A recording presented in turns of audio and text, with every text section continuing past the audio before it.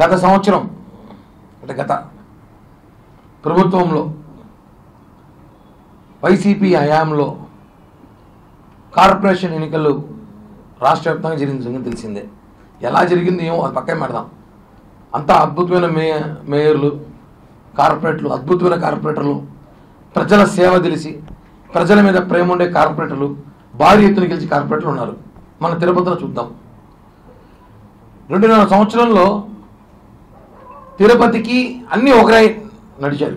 Municipal కార్పొరేషన్లు అన్నీ ఒకరే, డిప్యూటీ మేయర్ ఒకరే, మేయర్ ఆయనే, ఇంకా ఎమ్మెల్యే ప్రతి ఒక్కటే.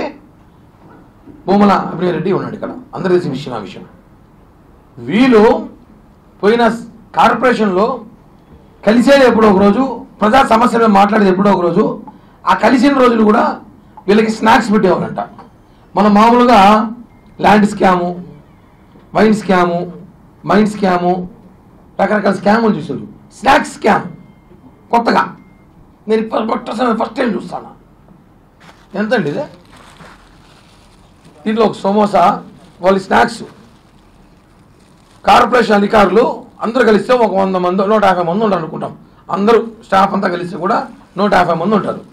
ఒక సమోసా, ఇన్ని జీడిపప్పులు, ఇంత మిక్చరు, ఒక బిస్కెట్, ఒక టీ ఇస్తారు.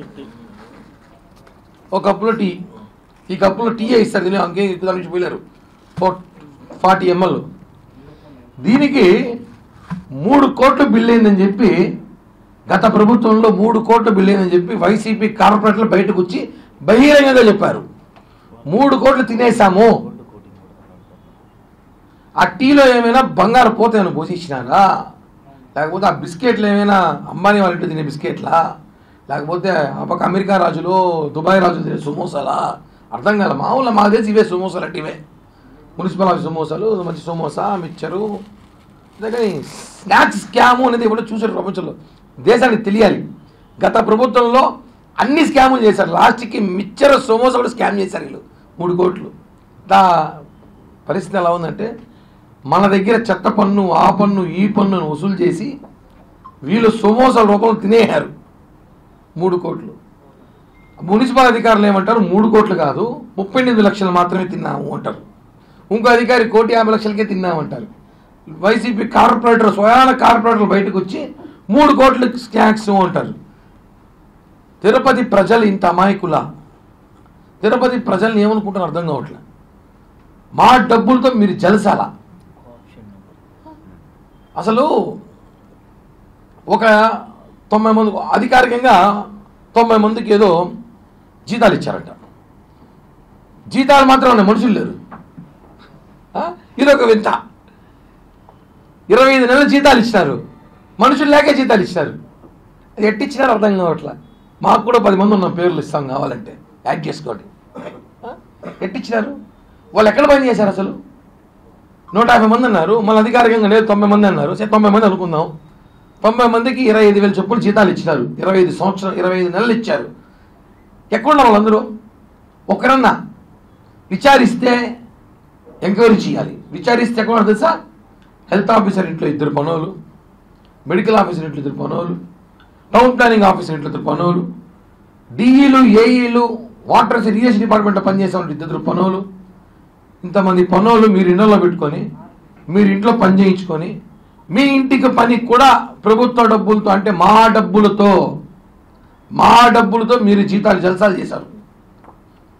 ఒకటి స్నాక్స్ స్కాము, ఒకటి మనిషి లేని డబ్బులు ఇచ్చిన స్కాము, ఇంకోటి ఇది మనం చూసుంటాం తిరుపతిలో. ఎక్కడనే ప్రపంచ ప్రఖ్యాతి కాల్చిన తిరుపతిలో డబల్ డెక్కర్ బస్సులే ఉంటాయి.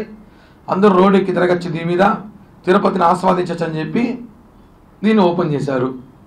ఒక బస్సు 2 కోట్ల రూపాయల బస్సు. ఇది ఎక్కడుంది బస్సు ఇప్పుడు తెలుసా? ఈ బస్సు ఎక్కడ చూడండి, గోవిందధామం పక్కన షెడ్లో ఉంది. గోవిందధామం పక్కన పాత బండ్లు, మున్సిపల్ ఆఫీస్ టీటీడీకి సంబంధించిన పాత బండ్లు అక్కడ పడేసి ఉంటారు, చెత్త బండ్లు. ఆ చెత్త బండ్లో డబల్ డెక్కర్ బస్సుని వేసేశారు. ఈ బస్సు కోసం ఎంత ఆర్భాటం చేశారు, ఓవరాక్షన్ మనం చూసుంటాం. చెట్లన్నీ కొట్టేసి, ఎప్పుడెప్పుడో 50 సంవత్సరాలు 60 సంవత్సరాలు పెంచిన చెట్లు తిరుపతిలో కొట్టేసి ఆ రోడ్లని వెడల్పు చేసి దీని ఓపెనింగ్కి అందరూ బస్సు ఎక్కి దాంట్లో పాటలు పాడి డ్యాన్సులు వేసి అసలు మా చూసి అనుకున్నాం మా తిరుపతి లాంటి బస్సులు వస్తాయి, మేము కూడా ఎక్కడ తిరిగే పనుల బస్సులు ఎక్కచ్చు అనుకున్నాం. ఇప్పుడు బస్సు ఆడ ఎదిగితే కుప్పతోటలో ఉంది బస్సు. 2 కోట్ల బస్సు ఇది. కనీసం మున్సిపల్ అధికారులు దీని అందించి వాడుకోవచ్చు. బస్సు తెచ్చుకొని తిరుపతి అందించి వాడుకోవచ్చు అనుకుంటా. ఎందుకు వేస్ట్ చేయడం? కనీసం మున్సిపల్ ఆఫీసులో స్టాఫ్ కన్నా పనికొస్తున్నాం ఇంటికి వేదానికి. ఇవన్నీ కాదు మాట్లాడితే బాధ. కొంతమంది మొన్న నేను ఒక గురించి మాట్లాడితే బాధపడుతున్నారు. బాధ కాదు, వాస్తవాలు ఇవన్నీ నిజాలు. మీడియాకి తెలీదా, ప్రజలకు తెలీదా? సోమవాసాలు టీలకి 35 లక్షలు 3 కోట్ల 3 కోట్ల అంటారు, 35 లక్షలు ఎంతో అంటారు, లక్షలు తినేయారు కదా. మనుషులు లేకుండా జీతాలు. ఇదేనా వైఎస్ జమానా జరిగింది? ప్రజలకు తెలియాలి. గత ప్రభుత్వంలో మన డబ్బులతో వాళ్ళు విపరీతమైన జల్సాలు చేసుకున్నారు. వీళ్ళందరి మీద విచారించాలి. మున్సిపల్ అధికారులు ఎవరైతే ఐఆర్ఎస్ అధికారులు ఉన్నారో వాళ్ళందరినీ కూడా విచారించి ఈ డబ్బులను వాళ్ళ సొంత డబ్బులు వసూలు చేయాలి. వాళ్ళ దగ్గర ఈ డబ్బులు వసూలు చేయాలని చెప్పి కూడా జనసేన పార్టీ తరఫున డిమాండ్ చేస్తున్నాం. చివరిగా ఈ డబుల్ డెక్కర్ బస్సుకు తీసుకొచ్చి ప్రజలకు అందుబాటులో ఉంచితే మంచిదని కోరుకుంటున్నాం. ఎందుకంటే 2 కోట్ల బస్సు ఇది. బస్సుకి చాలా బ్రహ్మాండంగా ఉంది, ఏం రిపేర్లు కూడా ఏం లేవు. దాన్ని తీసుకొచ్చి తిరుపతికి అందుబాటులో ఉంచాలి. ఏం తప్పదు, ఇంకా వేస్ట్ చేయడం ఎందుకు, తప్పదు. కాబట్టి ఉంచితే ఎవరో ఒకరు తిరుగుతారు ఆ బస్సులో.